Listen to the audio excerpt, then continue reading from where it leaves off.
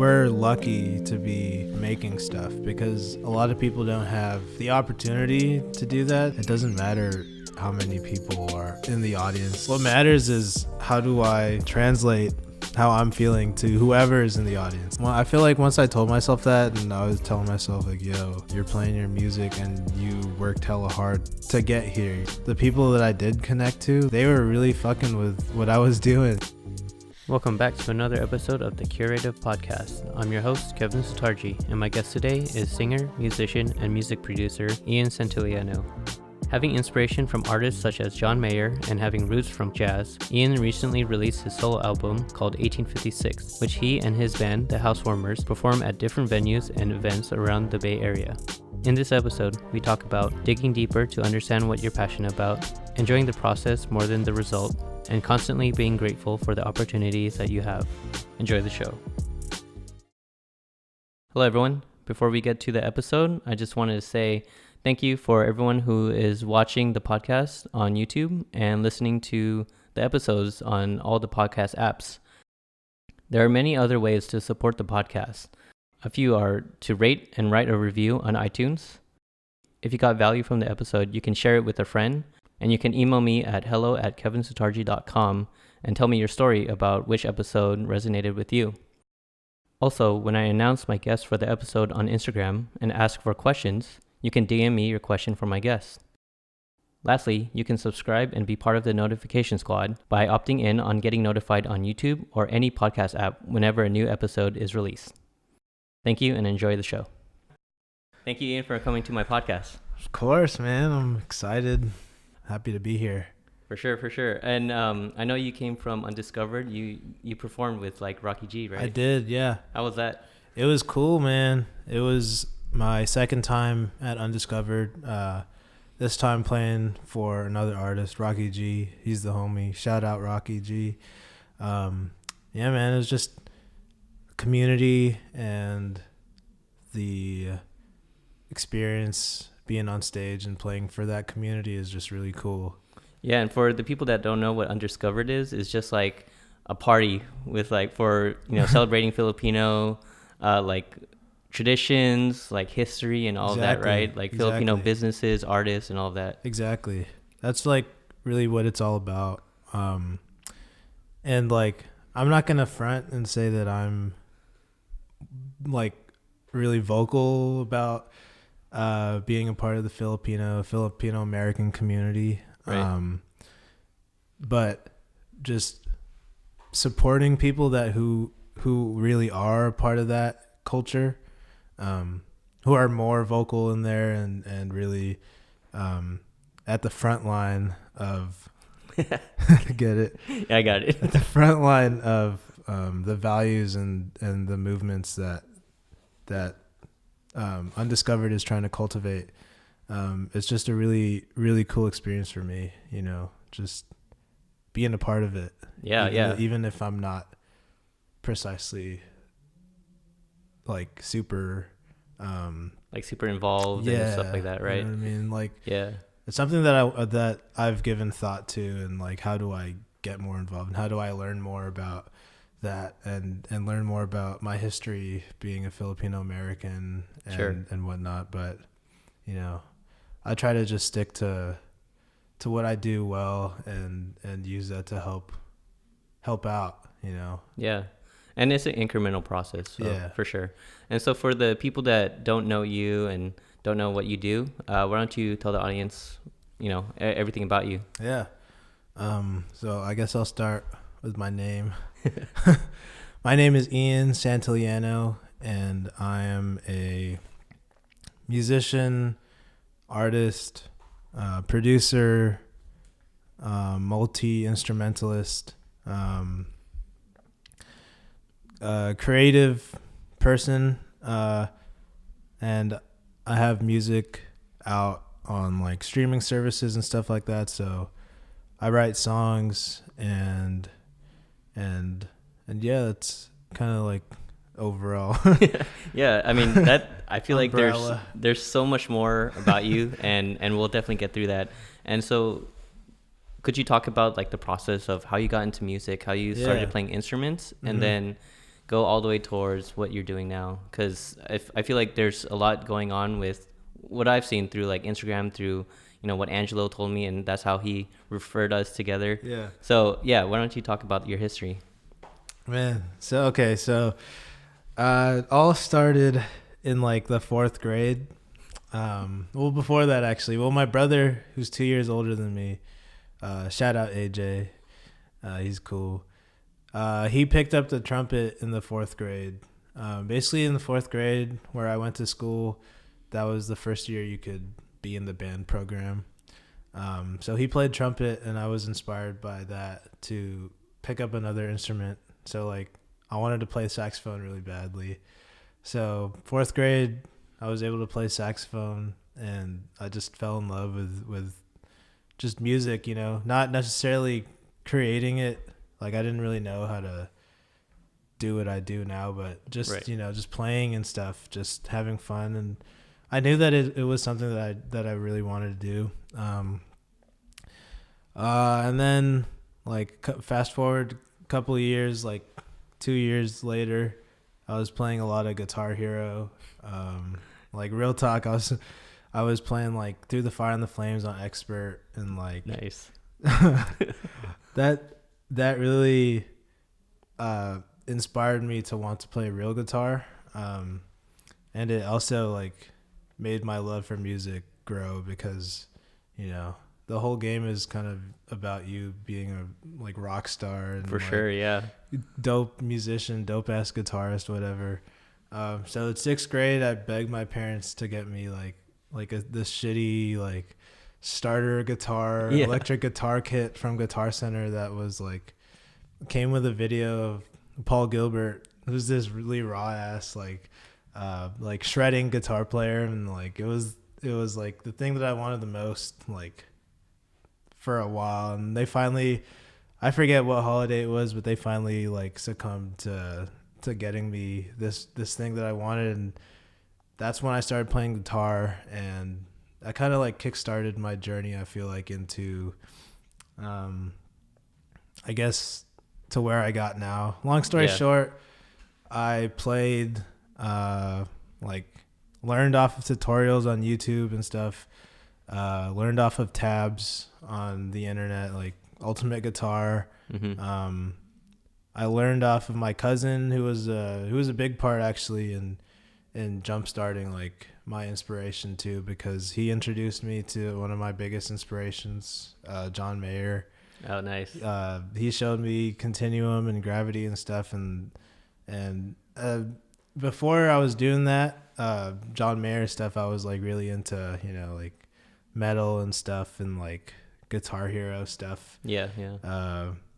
But then once I found that outlet with John Mayer and that stuff, he like would jam on it with me, and like that was like a turning point, and like, oh, okay, I think this is where I want to like learn more stuff. For sure. Pretty much just kept that up, and up until like high school. All throughout high school, I played in the band programs and jazz band, not on guitar, but on like saxophone and eventually drums and stuff. I also played rock band, so okay. So you learned drums from rock band as well. I learned drums from rock band. I'm not even joking. Like, that's so cool. Guitar Hero and rock band played a huge role in me becoming a musician and an artist. Played that, and then college, that's kind of like where I decided to get more serious about being a guitar player, because I was, up until that point, I was playing a lot of stuff. It was kind of like a jack of all trades type thing, where it was like spread out, but I wasn't really like really good at one of the things, you know what I mean? So in college, I joined the jazz band, but as a guitar player, and really tried to like learn the technical side of music, and really try to apply myself in music theory and stuff like that, transcribing jazz and whatnot, to really just get myself better as a guitar player, and as a musician as a whole. Yeah. And then after college, just played with other musicians, went to jams and stuff like that, and got gigs and networked a lot and worked my ass off to like have those experiences for myself. And then at a certain point I was like, okay, I think I want to make music, and not that I wasn't already making music, but there was like a serious, like, I told myself, you know what I mean? Like, I want to take this seriously. I want to like write songs and be my own artist. I guess that's where I'm at now. It's like, all those experiences and all of that kind of led up to, who I am as an artist now, you know, and how I make decisions on what kind of music I make, or whatever it is that I have to do being an artist, you know. For sure. And what I noticed when you were talking about like from learning, you know, saxophone to guitar to drums, did you take official lessons? Like, did you take real lessons from instructors besides, you know, joining the bands at school? Or did you, because you said for guitar you were learning tabs and stuff, because when I did drums, well, actually my inspiration was from Drumline. Yeah, like the movie. Yeah. And then I joined like percussion in high school. We went to the same high school, but I didn't start taking lessons for drum set until like I started midway into my percussion quote unquote career in high school. But then like I don't know, I felt like I learned a lot through that. But it seems like you went a different route, and you seem to like really improve from all those, you know, learning tabs online, YouTube, and all of that. Did you take any lessons, official lessons? I actually never took lessons until college. Wow. Yeah. So a lot of my learning was what a lot of people say, like self-taught, you know? Right. A lot of it was, I don't know, I'm pretty sure I have a good ear. It's just like something I've always had, like, you know, like God-given talent or whatever. But I remember like even before I started playing saxophone, I was able to listen to the radio and like sing along to songs or like learn songs like that, just like the vocals, you know, of a song. And it was weird to me that other people didn't know how to sing, because I was like, what are you talking about? Like, it's just, you just sing. But dude, I can't sing for shit. Like, yeah, I didn't know that it was like, it was a thing, like, you know, as a kid. So I feel like that helped in kind of, I had an advantage, I guess, in terms of hearing stuff and like being able to parse that out and learn it like that. I mean, it still took a lot of practice, but yeah. That's a great talent. Yeah. I feel like, I mean, did you grow up with Magic Mike? Yeah. I mean, for people that don't know, that's like a Filipino tradition, right? At parties and stuff. It is. It's a Filipino pastime for sure. Right. It's at all the Filipino parties, all the family parties that we have, it's like, not so much now, but I know growing up as a kid, Magic Mike was always like the thing. That was the shit, you know. That was what everyone did. But. And for the audience that don't know, Magic Mike is not the movie with Channing Tatum. No, that's right. It's the karaoke, like, you know, house karaoke machine and stuff with the mic. Yes. Yeah, that's cool, because I remember growing up and having Filipino friends in high school and all of that.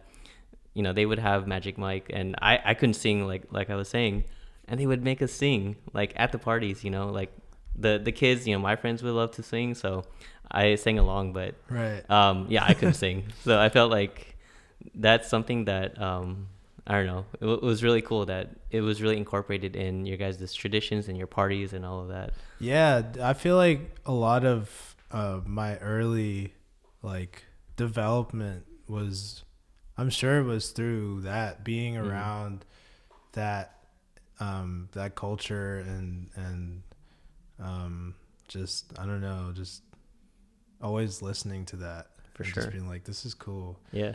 Even though it's funny because like when I was a kid, I hated like showing people that I could sing. Okay. Like, I was going to ask that. Yeah. When like my mom would be like, hey, like let's sing on Magic Mic, like Right. sing this for your family, and I'd be like, no, I don't want to. I was like super shy and stuff. Shy kid. Yeah. Yeah, it wasn't until like high school when I started to be like, oh, okay, I want to sing, you know. I don't know, something about it as a kid was like, I'd rather just be a musician in the back. Yeah. You know? Yeah, I mean, that's why I chose percussion. I didn't want to be in the front. I would assume that when you did jazz band in high school and college, right? Uh-huh. Did you do like solos, right? Yeah. You would have to stand up, you know, Yeah, and yeah. the band like supports you, but you're doing a solo. Right. Did that like help you with performing in front of an audience and kind of like doing solos and all of that? Yeah, definitely. I'd say the entire band experience and just being in front of an audience was helped in that, but for sure being in the jazz combo and the jazz big band was crazy taking solos because it was, you know, you're standing up and the whole audience can see you and you didn't practice your changes, so Yeah. so you're like sweating and you're nervous. I practiced more in college Okay. than I did in high school.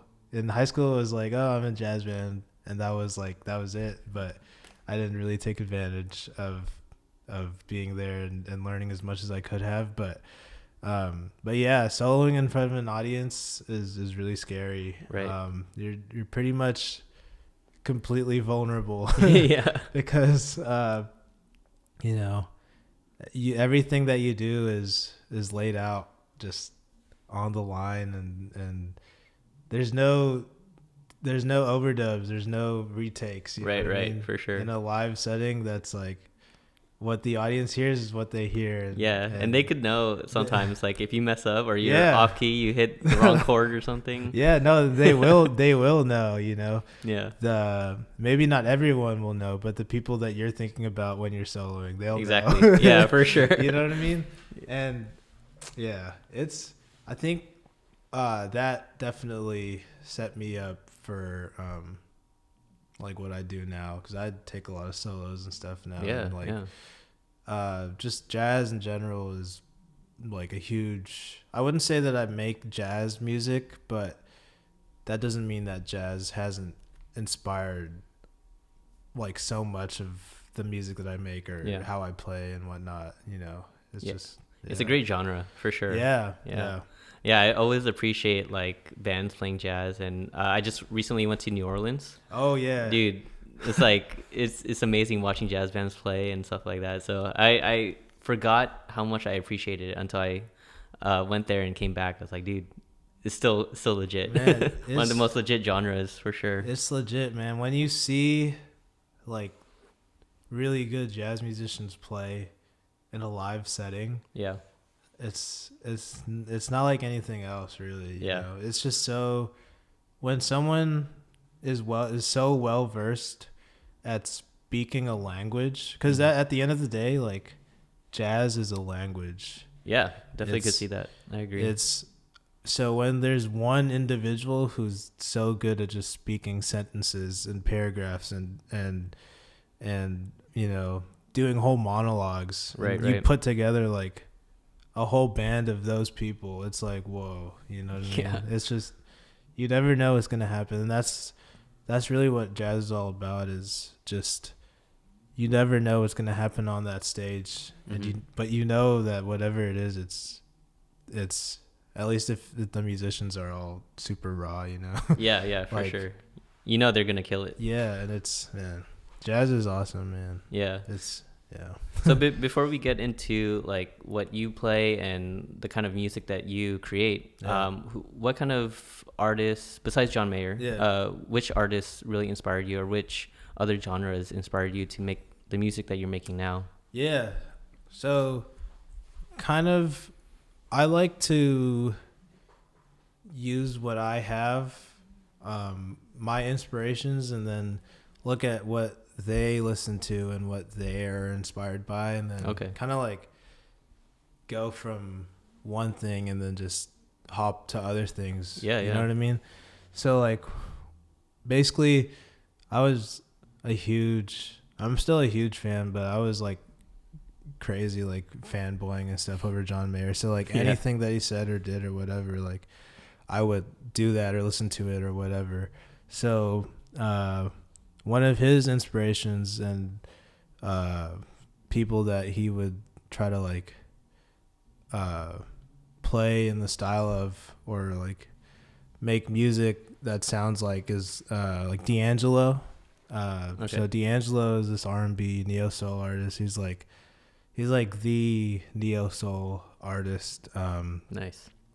So I took a lot of inspiration from him and the musicians that were on his music. So like namely the album Voodoo, which is like a lot of people will point to that album as being like the neo soul album to listen to. It had like Questlove and Pino Palladino, which are like god musicians, you know what I mean? So a lot of it was hopping onto artists and then looking at what their musicians did. So like listening to how the bass is played or how the drums were played or what the guitar was doing, what the vocals were doing and stuff like that.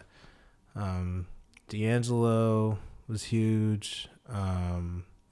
Kendrick Lamar, actually, To Pimp a Butterfly. I hadn't listened really to hip hop until To Pimp a Butterfly came out, and that kind of like changed my life too. So I'd say like John Mayer, D'Angelo, and Kendrick's To Pimp a Butterfly kind of were like huge like pivotal albums that shaped like in a macro sense, you know what I mean? Like there's so many artists that I could name that is hard for me to like off the top think about like every single one, you know? That's all good. I feel like, but I feel like, not to cut you off, but no, it's all good. It's all good. Like, I feel like today I kind of chalk that up as like, oh, that's like the developing side. But now today, like a lot of like Tom Misch and Anderson .Paak, Daniel Caesar, there's so much.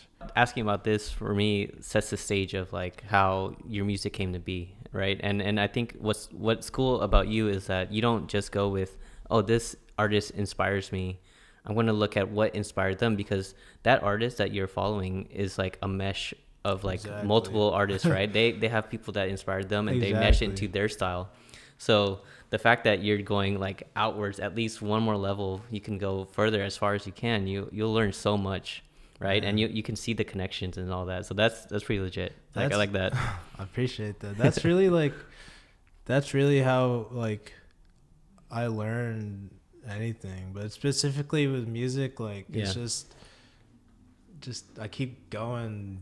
Who's listening to who, you know what I mean? Yeah. And how are they inspired, and how can that inspire me? I try to be super open too. So like, whatever I hear, even if I don't like listening to it, you know, like quote unquote, like if whatever it is that I'm listening to, if I want to or not, like I try to absorb it for like what it is, you know? Yeah.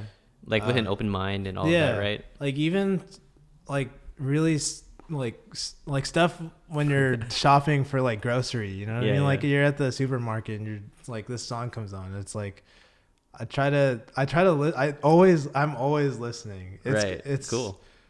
Even if it's like, you know, some stupid pop song on the radio, but you know what I mean? You're just trying to get as much information as you can just like process it. Yeah. That's what I do with video too. 'Cause like, I have people that I follow, and obviously they got inspired by other people. And so I haven't gone as far as like, oh, who are they inspired by? But you start to see certain ways, certain styles that people do things, right?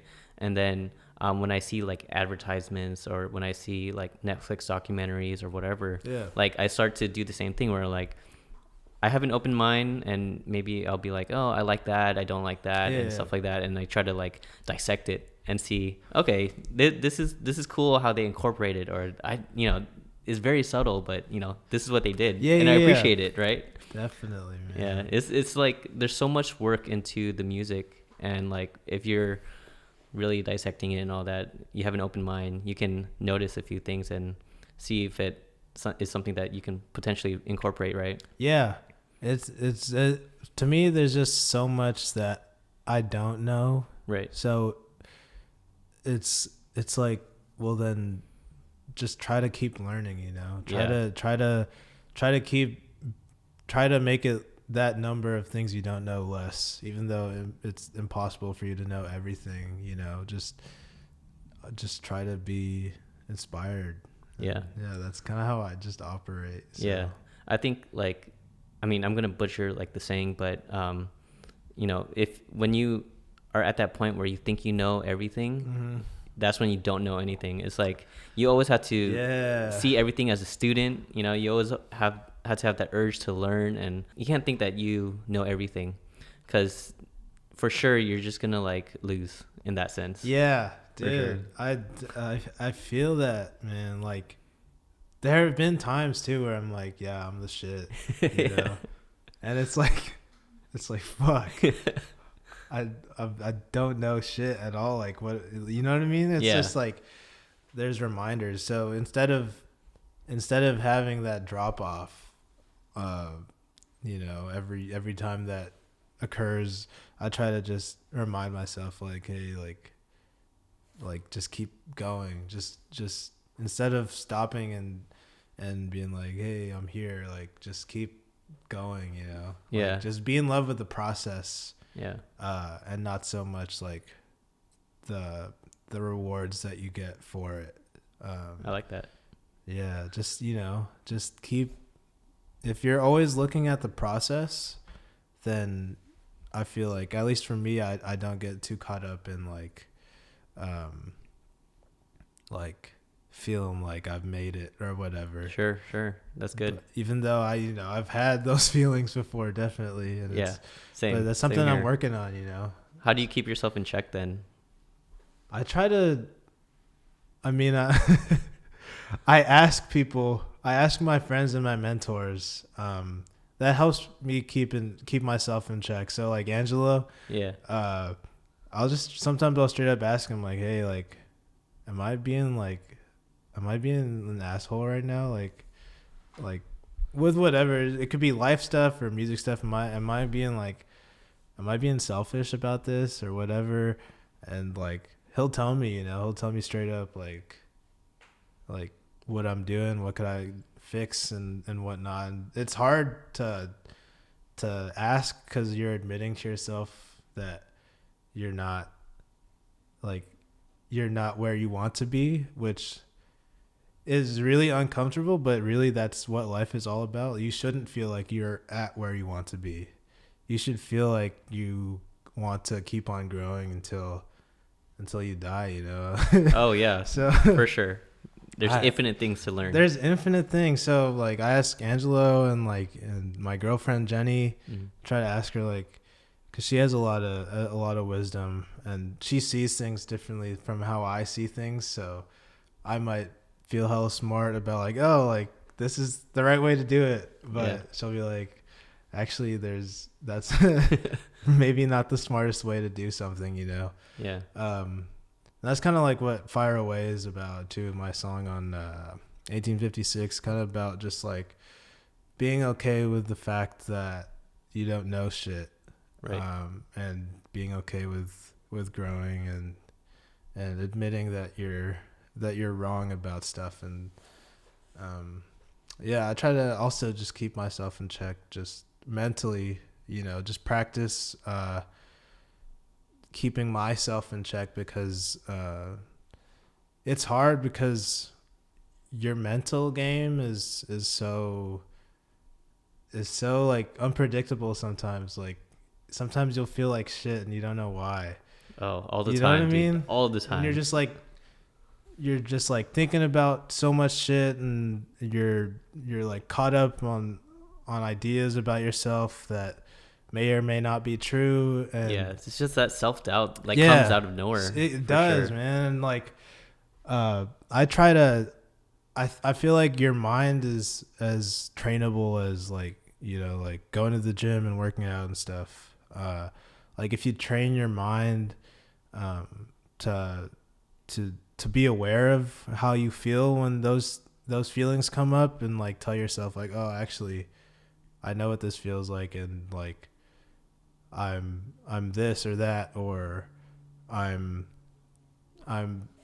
it's gonna pass sometimes, you know what I mean? Yeah. I try to train my own mental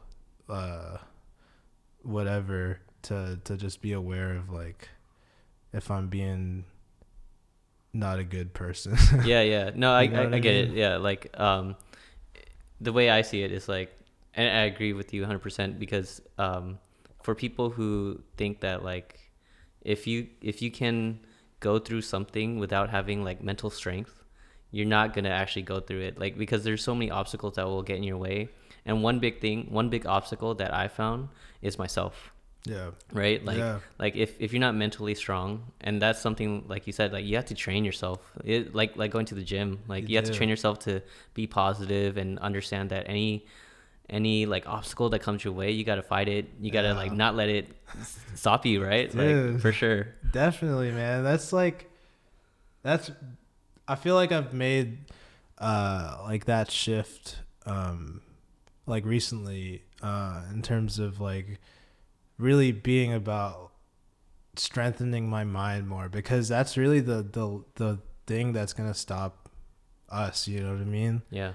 It's not so much the physical challenges that you have to worry about, because if you think about it, those are easy to address. Mm-hmm. You know, it's just work on it. Yeah. But the mental stuff, it's the same thing, work on it, but it's a lot harder because it's not as yeah, it doesn't seem attainable. Yeah. Right. It doesn't seem like there's something to really fix. Yeah. Right. For but sure. there is. Yeah, there is. Kind of shifting towards like you mentioned Angelo, you mentioned your girlfriend Jenny.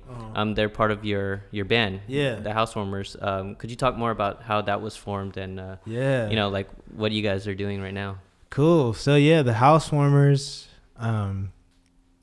basically it started off as this band called IPA, which stands for Ian, Pablo, Angelo.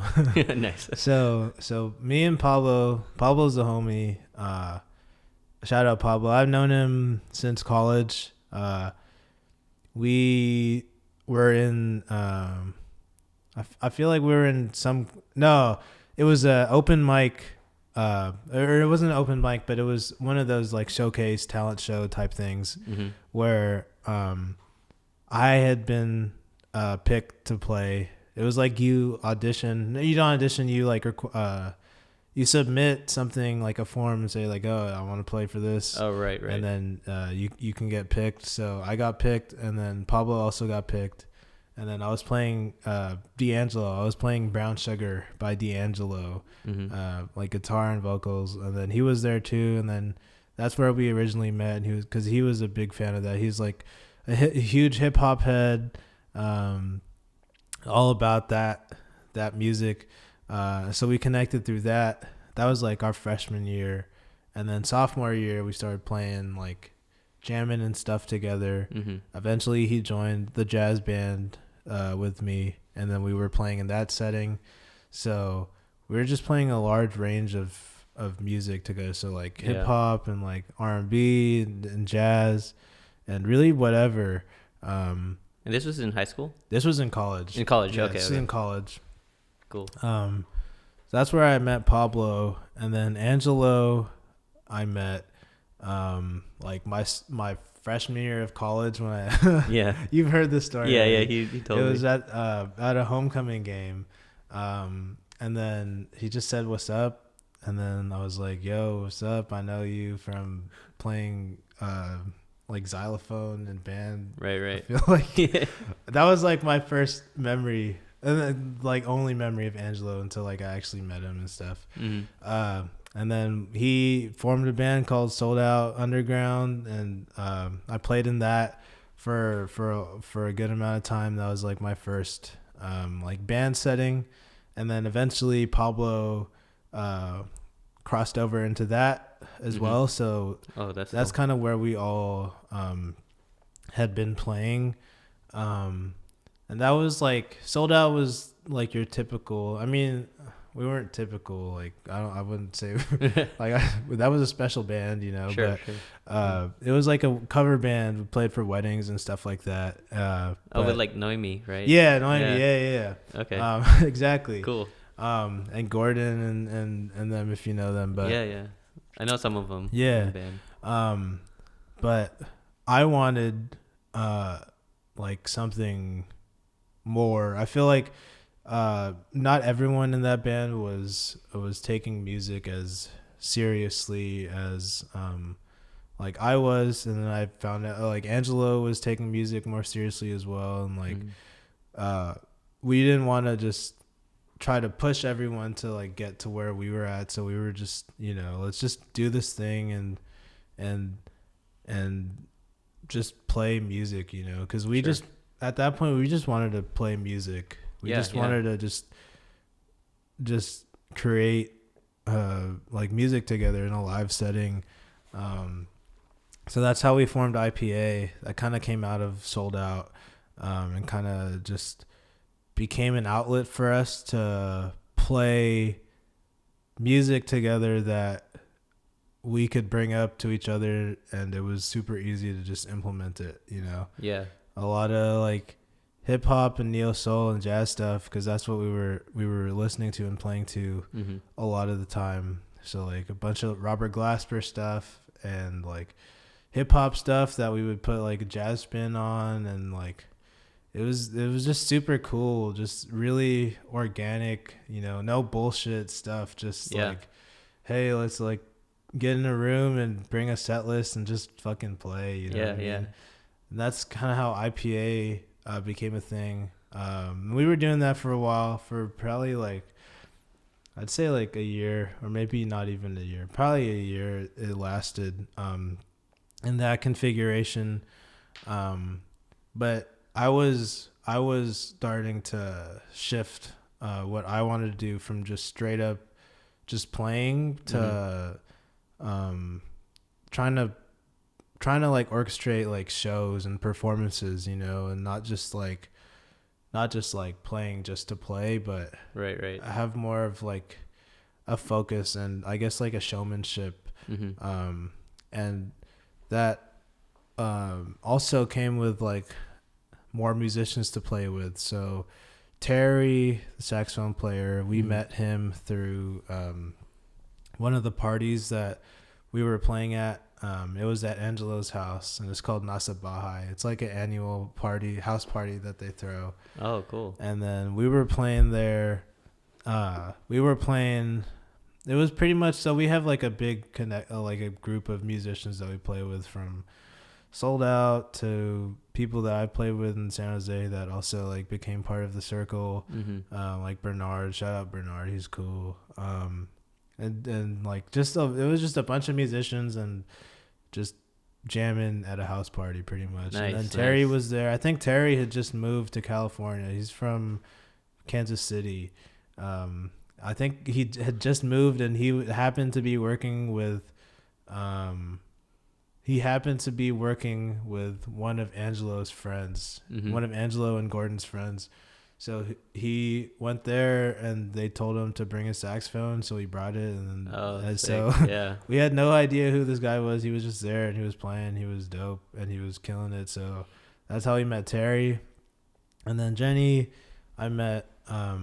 I was playing at 55 South. If you don't know, 55 South's like this bar. No, I love 55 South. Yeah, it's legit. Yeah. Yeah. On Sunday nights they have live music there. With the Alliance. Shout out to them, because that's where I got like my live. That's really where I started playing in professional, in a professional sense, where I was getting paid for stuff. But what's it called? I met Jenny at 55 when I was playing there one of the nights, and I just said, someone introduced me to her, and then I just, You hit it off. yeah. So I just kept talking to her and stuff, and then we eventually got together, and then I also was like, hey, you want to play with this band that we have? Just play your keys, because she's a keyboard player and she's hella raw. Right. She has her own YouTube channel and stuff like that. She makes covers. Yeah, but then it just made sense. It was still called IPA, I think, when we had added Terry and Jenny. And this was last year in November. That's when it really shifted from IPA to the Housewarmers, was when we had a show at this showcase event called Mentality Flow. Okay. Basically it's a all good. My bad. All good. It's a showcase event, so a bunch of different artists on the bill. Nice. And then you just have a 25-minute set or a 15-minute set, and you just play. Those are great events. Yeah. I love those. People can network and find new artists performing and hear their music and all that. Yeah, That's exactly. Cool. It's just a huge networking and have fun event, pretty much, and a place for you to showcase the music that you're making and working on. So that was the first time I actually played my original stuff under the current Housewarmers configuration. In terms of people, I mean, the sound has evolved and changed. It's not even been a year yet, but it's always growing and stuff. But that was the first time where I was like, yo, this is fucking sick. Yeah, something's gonna happen. Yeah, right, something's gonna happen here. I don't want to just make this an extension of IPA. And that's kind of what I was feeling in myself, and yo, I want to push my original stuff, and I want to have this band behind me to back me up, For sure. It so happened that Angelo just knows, he just knows shit, you know what I mean? That dude's talented. Yeah, shout out to Angelo for sure. Shout out to Angelo, dude. Shout out Lassie.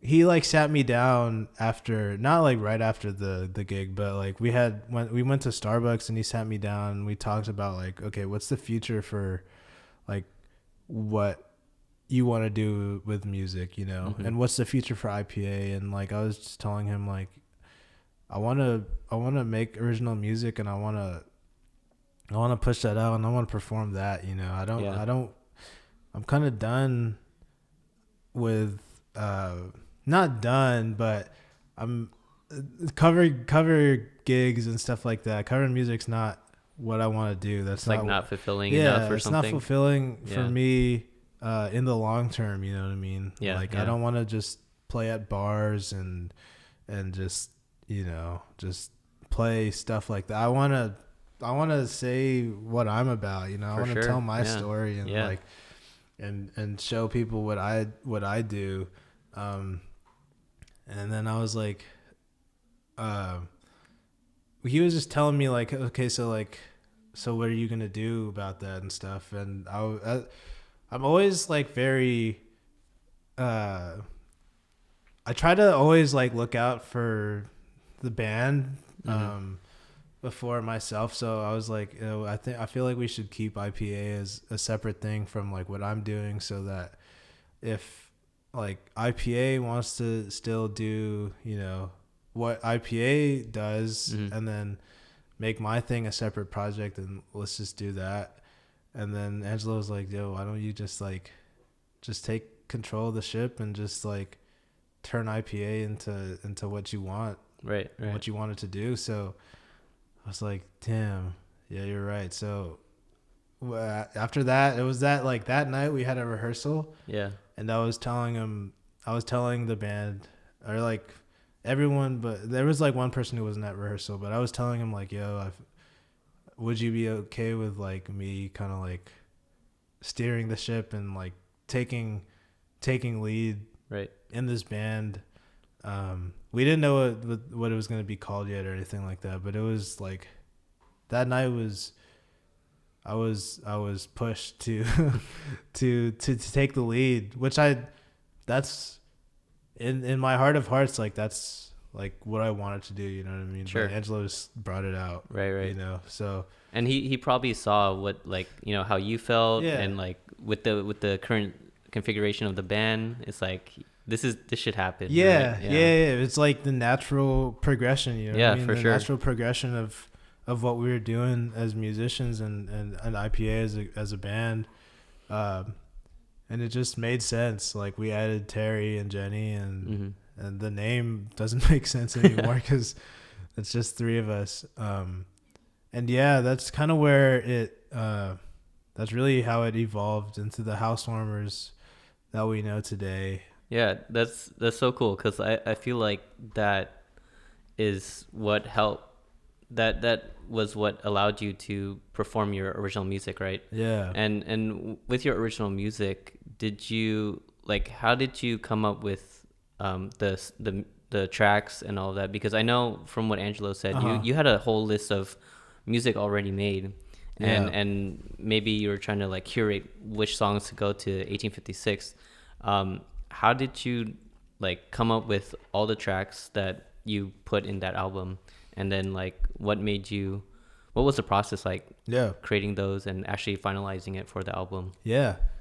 1856 came about as me wanting to create an EP, and that was a goal for myself since like the very start of 2018.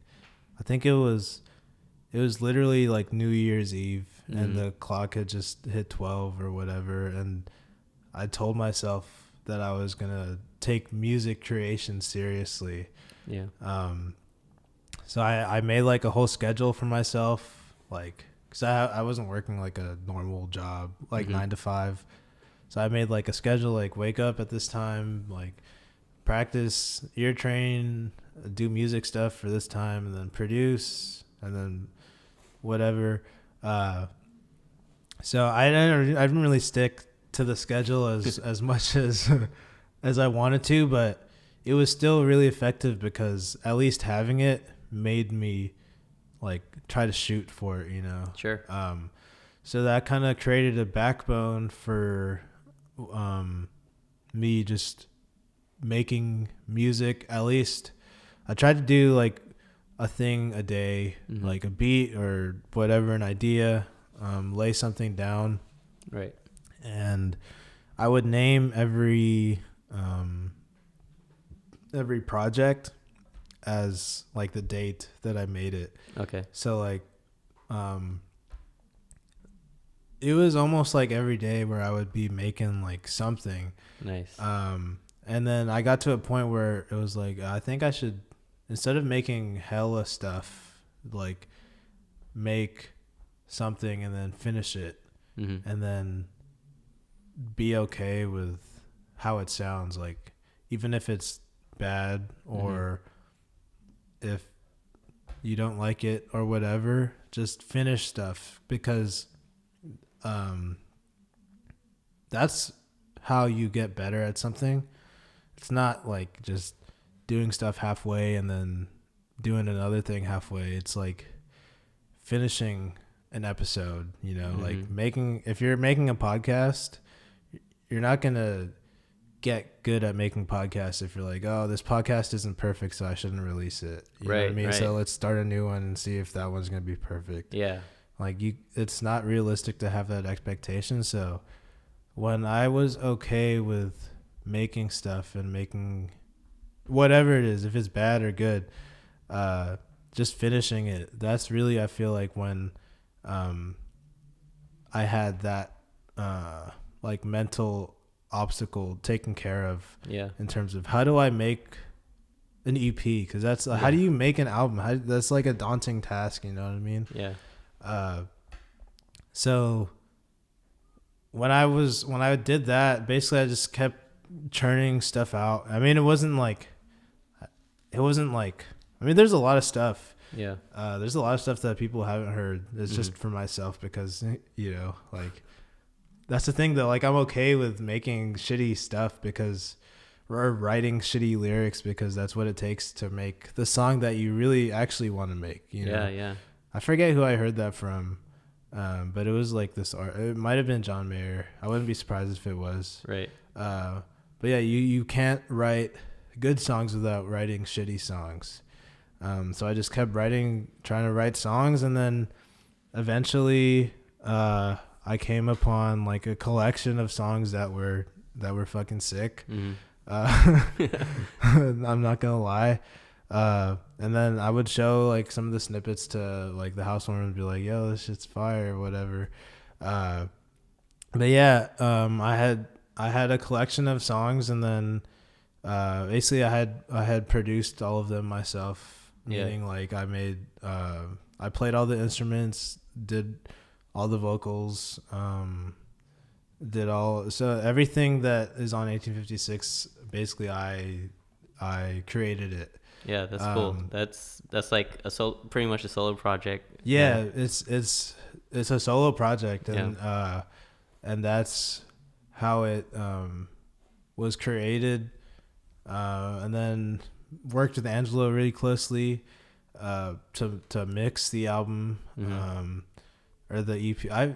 I keep saying like like album or EP because a lot of people are saying that a lot of people will refer to it as an album, right? Because it's like the first thing that you release, and EP is like extended from I guess, the album.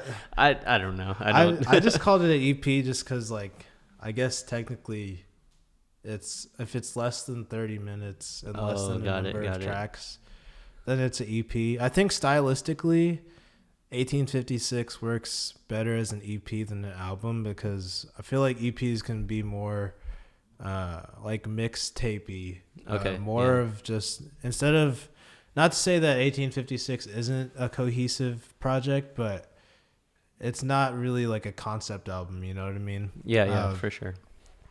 But yeah, 1856 I wanted to make a project, and then I took the steps to do that and just kept learning on like how do you do this, you know, and then looking at how other people did it and looking at asking people for help, like, hey, how do you release projects? Like, how do you even put stuff on Spotify? I had no idea. Yeah. So I had to ask people for help, and it just, you know, it just came to be because I took the steps to do that. That's sick. Yeah. Because it's like, it's so hard if you just look at it from, I mean, you have to look at the big picture as like, oh, okay, I'm making an EP. But if you're looking at that and then trying to figure out like, okay, what are the steps? You know what I mean? For me, it was just easier. Just, okay, worry about the music. And then once the music is on its way, then like, okay, what do other people have? Oh, they have like cool videos. Okay. They have it on Spotify. They whatever, you know. You're kind of thinking step by step. Yeah. Versus like, I want to get here right now. Yeah, right? exactly. Yeah. You know, so like it's weird like trying to explain how I made it, because there's just so much that's like, there's so many steps that went into for sure it getting released eventually, you know. But yeah, super special project for me. Yeah. And it seemed like you didn't approach it as like a perfectionist, because I mean, it goes back to like what you were saying, like you just made all these shitty songs, the crappy songs to finally get to the good songs, right? Yeah. And that's how I did with like videos, right? I learned what I learned, applied it to my videos, and then sometimes I didn't apply it correctly, whatever, and then finally I learned from it, right? So that I can make better videos afterwards, right? Right. And so that's something that I feel people don't really approach their projects sometimes. It's like, if it's not perfect, you know, people will judge me and all that, but it's like, everyone is not perfect. Like, I'm sure I bet there's something in your album that you don't like still.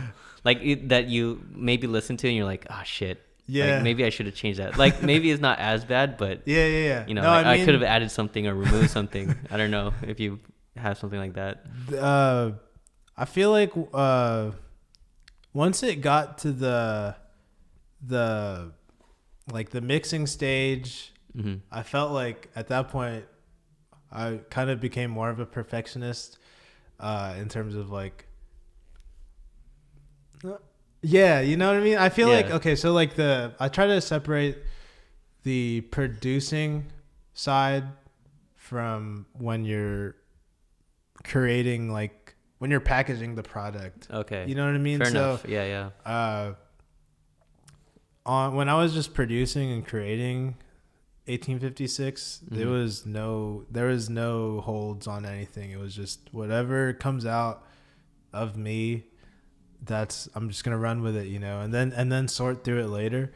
Once it got to the mixing stage, it was me and Angelo sent a lot of texts back and forth to each other, mostly me telling him to fix a part of a song that maybe he messed up how it felt, or it wasn't doing what I wanted it to do.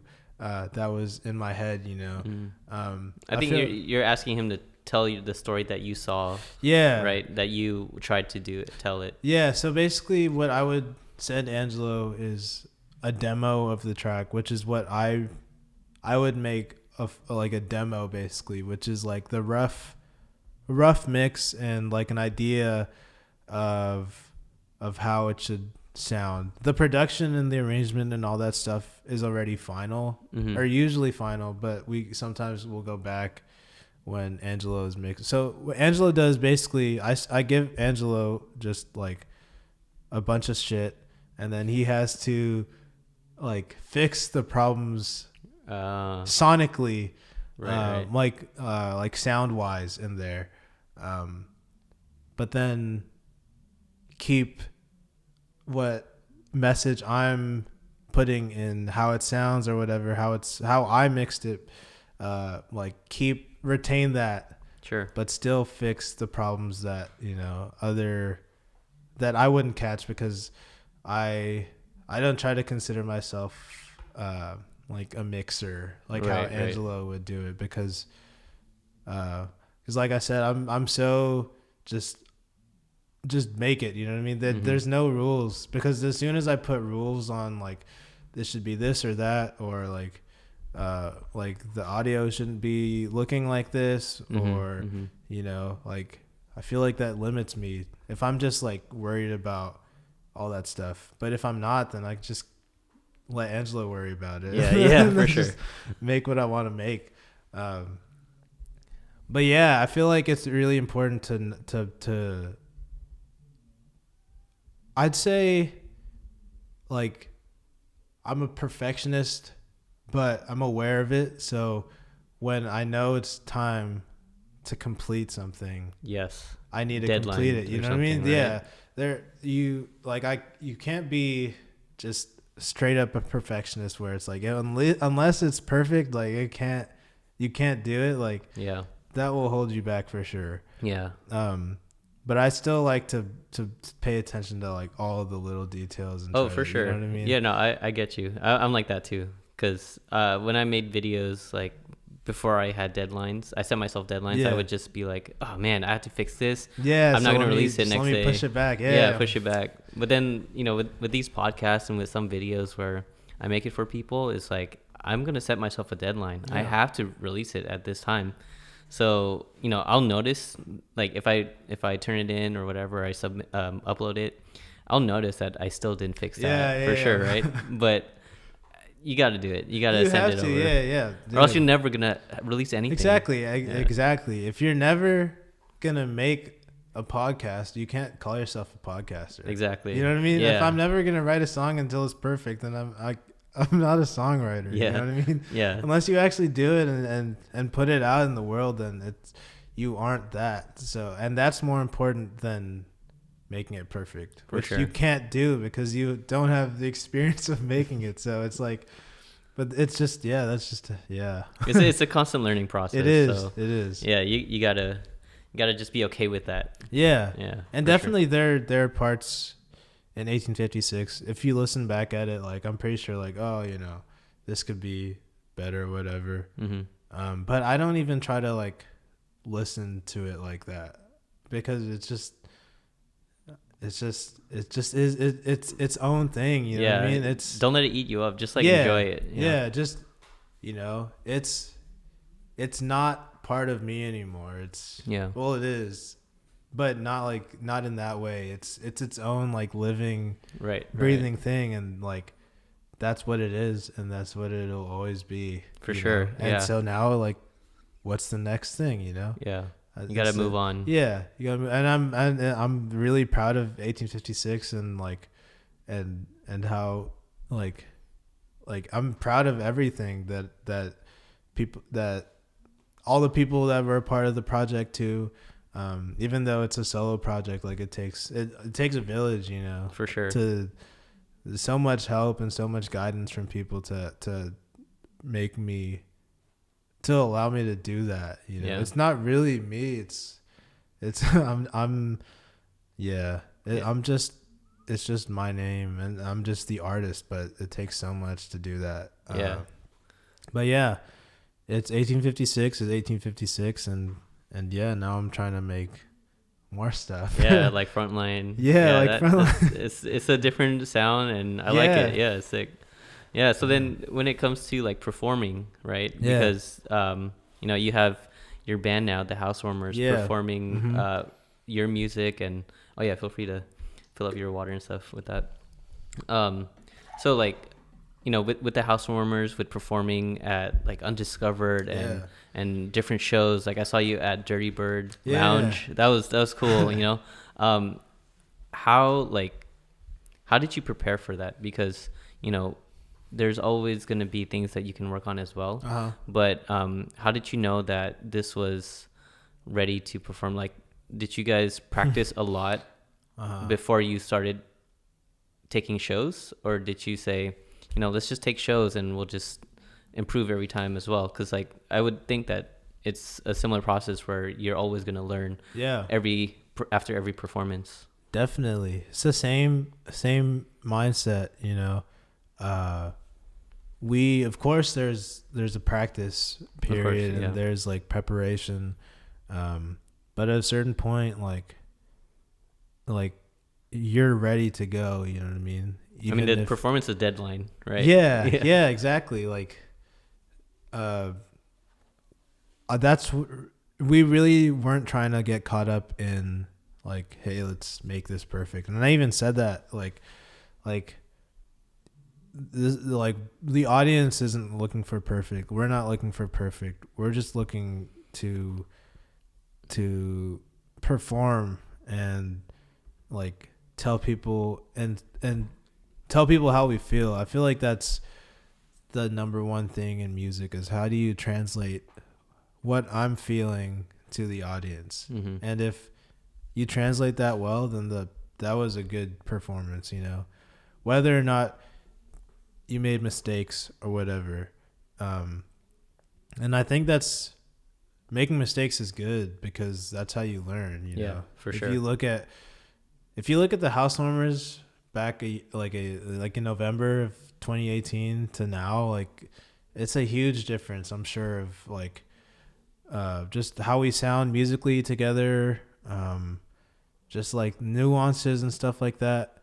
Like we are always continually growing and evolving and shaping our sound to what we're up to, so I'd say we kind of just hit the ground running and just kept going, and like took gigs, some of them better than others, performance wise, or even like the quality of the gig wise. So like maybe we shouldn't have taken some, maybe we should have taken others that we said no to. But that's really what the experience is all about, is because we don't know shit, we're just a band, and we're just going wherever pretty much I steer us. So nice. So like I try not to get caught up in like, oh, like I need this performance to be perfect, you know, like it'll get there if we just keep doing it. Like and maybe this one is not going to be perfect, but if we keep practicing this and doing this, then maybe like a year from now we'll be like on tour somewhere or something, you know, Cool. playing my stuff and whatnot. Yeah. So actually, I did want to talk about one of the performances that you did recently in San Diego. Yeah. This is something that I really want to know, because when it comes to my videos, sometimes I get hundreds of views. Sometimes I get only like 50. Yeah. Right. And this goes with Instagram and all of that. And sometimes it gets to me. And I know that you wrote on a post, like, you performed in San Diego. Yeah. And you only performed to like 15 people. And then, you know, compared to performing at Undiscovered the first time, it was like, you know, full house, right? Yeah. So, you know, you kind of reflected on it, and why don't you talk about that, and how did you feel when you were performing with 15 versus a full house and all of that? Yeah. I just try to remind myself that, like, first off, we're lucky to be playing, or making stuff, because a lot of people don't have the opportunity to do that. Some people don't have the ability to do that either. So that's one of the things I remember reminding myself when I was on stage, like, just, you're doing this, you know what I mean? Like, it doesn't matter how many people are in the audience, in the crowd, or whatever. It's what matters is, how do I translate how I'm feeling to whoever is in the audience, like I said. So I feel like once I told myself that, and I was telling myself, like, yo, you're playing your music and you worked hella hard to get here, you know what I mean? Like, just do it, you know? I really felt good about that performance. Like, I had fun on stage, and the audience could tell too, you know? I mean, it wasn't a packed crowd, but it doesn't matter, because the people that I did connect to, like, they were really fucking with what I was doing, you know? So I feel like that's how I got past, like, yo, like, what the hell, like, you know what I mean? I'm in San Diego, like I was flown out here, you're like, where is everybody, you know what I mean? But it's like, that's the whole thing. Like, I was flown out here, like, I'm getting paid for this, I'm doing what I love, like, that's why it was amazing, that experience, you know, because, and I spent like hours just tweaking like that set, because it was a solo set. There was no band behind me. It was just running my tracks and playing guitar and singing. And that's stuff that I had to prepare beforehand. Instead of having like the Housewarmers to back me up, I had to prepare all the backup for myself. So it was like it was literally hours like before that was working on that, and like people didn't really show up, and like that was fun. That was cool, because I fucking did that, you know what I mean? So I feel like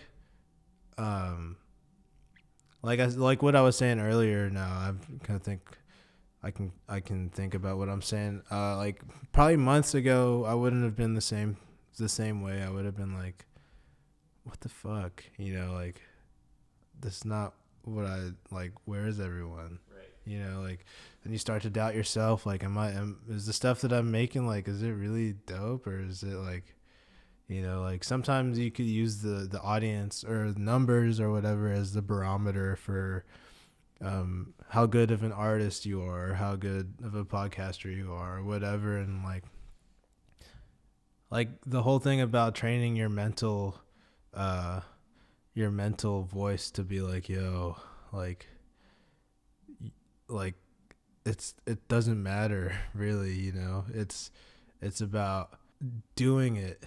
That's great. Yeah, I think a lot of people would really benefit from that kind of mindset, because I would say that the people that you connected with, whether it's 10 or 50 or 100, right, or 1,000, right, sometimes those people that you connect, even though it's a smaller number, you can hit them a lot harder with like the your voice, your message, and they will bring what you said to everyone else, right? And those could be your closest, supporters. Right. And so I try to appreciate every single supporter that I have, and I know you do, because I see you shout people out like on Instagram and stuff, and I see that you really appreciate everyone's support and all that. So yeah, it's great to see that. And shout out to all my supporters. Shout out to all of Ian's supporters. Like, shout out. You guys are legit. Like, you guys allow us to do what we get to do. No, for real though. Like, it's not. We can't do what we do without the people supporting us. You know what I mean? Yeah. It's like there's so much. Yeah, I even find myself like not thanking people enough. I feel like, damn, like I hella forgot to thank that person or whatever. But shout out to all the supporters, man, because without them we really aren't anything. Yeah, and especially the hardcore supporters. yeah, definitely, for sure, definitely, man. Cool. Well, I appreciate you coming. It was great to learn how like you approach a lot of your projects, your band, and everything, and your music. Man, so it was fun. Definitely, man. Thank you for having me, dude. This was I had a great time. Yeah. So what is next for you and your band, the Housewarmers, and what do you guys have coming up next? So in terms of we have a couple gigs coming up. Next week we have some like corporate stuff. We're playing at Airbnb and Google this week. Dude, that's sick. That's so cool. It's for Filipino American History Month, so they're throwing some events because October is Filipino American History Month. Yeah. And then some of them, I think they both saw us through Undiscovered. Nice. So it's crazy how that worked out. Yeah. And that's actually how we get a bunch of our gigs. It's like the same way that I like to jump from inspiration to inspiration. It's like we jump from gig to gig. Like, we just keep meeting people along the way. There's some connection everywhere. Yeah. We have those coming up, and we have stuff in October. We have a couple gigs just lined up in November. I'm sure we'll have some more gigs. But I think big picture, I'm starting to work on my album. So this will be like my debut album. And 1856 was more so of like a solo project. Mm-hmm. This will still be a solo project, but instead of it being completely created and produced by me, I want to have like more musicians on it. So like the Housewarmers, musicians that I know that aren't in the Housewarmers but like are still the homies, and like try to make this project